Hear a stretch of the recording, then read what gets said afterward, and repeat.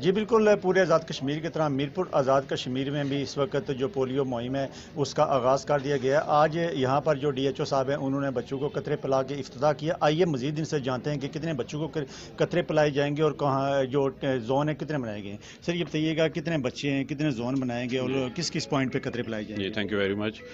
یہ ڈور to door campaign ہے اور اس میں 72,220 بچوں کو ہم قطرے پلائیں گے اور 28 فروری سے لے کے 4 مارچ تک یہ کمپین جاری رہے گی۔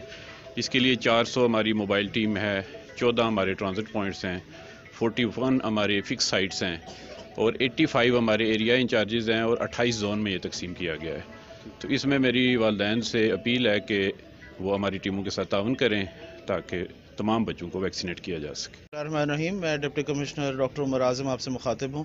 آج میرپور میں پولیو کمپین کا افتتاح کیا ہے اور اگلے 5 دنوں تک جو ہے وہ یہ کمپین چلے گی اور جو ہیلتھ کی ٹیمز ہیں وہ گھر گھر جا کر بچوں کو قطرے پلائیں گی۔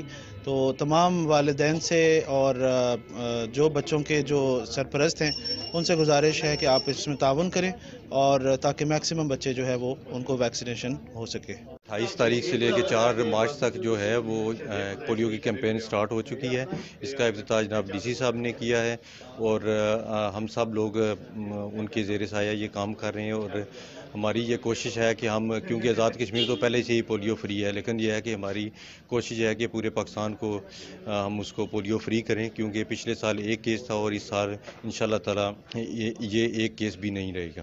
آج ملک بھر کی طرح آزاد کشمیر میں بھی پولیو کا انوگریشن کیا گیا اور میرپور میں ڈی سی صاحب نے پولیو کے قطرے پلا کر پولیو کی مہم کا افتتاح کیا ہے۔